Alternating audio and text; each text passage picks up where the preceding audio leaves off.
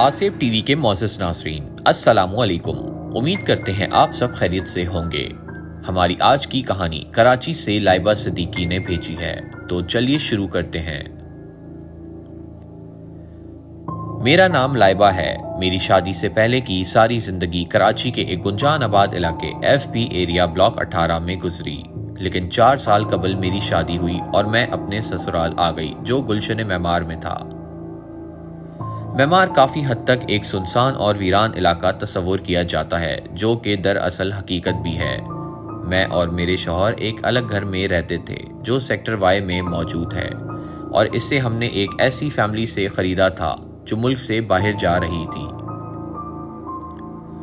आस पास कोई दूसरा घर या इमारत ना होने की वजह से शदीद वीरानियत थी। बहरहाल शिफ्ट होने के बाद से ही आए दिन कोई ना कोई वाक़यात होते रहते थे। जैसे एक दिन हम अपने इस नए घर में रखने के लिए कुछ परिंदे और चंद खरगोश लेके आए, जिन्हें हमने 2 मजबूत से लोहे के पिंजरों में रख दिया, मगर अगली सुबह वो तमाम खरगोश और परिंदे मुर्दा हालत में पड़े हुए मिले। हैरानी की बात यह थी कि उन सारों के जिस्मों पर कोई खून के निशान वगैरह कुछ नहीं थे, और ना ही उन पिंजरों में कोई चूहा या बिल्ली जा सकते थे। खैर, हमने इस बात को नज़रअंदाज कर दिया और अपने मामूल के कामों में लग गए, मगर इस किस्म के वाक़यात नहीं रुके। एक रात मैं घर पर अकेली थी। मेरे शौहर अपने किसी काम से गए हुए थे और वापसी देर से होनी थी। हैरान कुन बात यह थी कि ऐसे अजीब व गरीब सारे वाक़यात रात 1, 2 या 3 बजे के आसपास ही पेश आते थे। इसी तरह उस रात भी अचानक घर की दूसरी मंजिल से किसी के फर्नीचर खिसकाने की आवाज़ आने लगी। जब ऊपर जाके देखा तो सब कुछ वैसा ही था। कोई भी चीज़ अपनी जगह से ज़रा सी भी हिली हुई नहीं थी। ये वाक़या मैंने अपने शौहर को बताया तो उन्होंने ये बोल दिया कि तुम्हारा वहम होगा। मगर फिर एक रात तकरीबन 2 बजे का वक्त हो रहा था। हम दोनों टीवी लाउंज में बैठ के मूवी देख रहे थे कि अचानक घर की बेसमेंट से कुछ अजीब आवाज़ें आने लगीं, जो हम दोनों ने सुनी, जैसे कोई अंदर से खटखटा रहा हो। हमें लगा कि रात के इस वक्त कोई घर में घुस आया है, लिहाजा हम लाउंज से बाहर गए और बेसमेंट के दरवाजे की तरफ बढ़े। जैसे ही बेसमेंट का दरवाज़ा खुला और टॉर्च मारी तो कोई भी ना दिखा।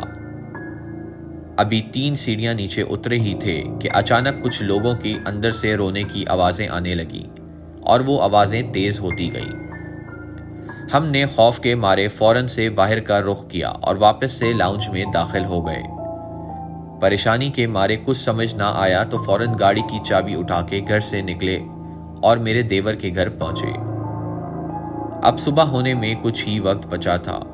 सुबह होते ही मेरे शौहर और देवर एक मौलवी साहब को लेकर उस घर गए। मौलवी साहब को सारा वाकया बताया कि किस तरह की अजीब चीज़ें इस घर में होती हैं। मौलवी साहब ने पूरे घर का जायजा लिया और आखिर में कहा कि अब मुझे बेसमेंट लेके चलो। बेसमेंट से बाहर आते ही मौलवी साहब ने जो बताया, इस बात ने हमारे रोंगटे खड़े कर दिए कि यहाँ नीचे किसी शख्स की कब्र है जिसको कत्ल किया गया है, और वो रोने की आवाज़ें उसके लवाहिकीन की हैं। बेहतर तो ये है कि तुम लोग इस घर को छोड़ दो, क्योंकि ये मसले मसाइल लगे रहेंगे। खैर, मेरे शौहर ने फौरन से उस बेसमेंट को हमेशा के लिए बंद करवा दिया और इस बेसमेंट को जाने वाले रास्ते पर दीवार खड़ी करवा दी, जैसे वहां से बेसमेंट का नाम और निशान ही मिट गया हो। इसके बाद हम तकरीबन 1 साल उस घर में रहे और अल्हम्दुलिल्लाह दोबारा कोई मसला नहीं हुआ। लेकिन फिर हमने दोनों फ्लोर्स किराए पर दे दिए और खुद एक दूसरी जगह शिफ्ट हो गए। आज भी उस घर में वही किराएदार रहते हैं, मगर कभी कोई शिकायत नहीं आई।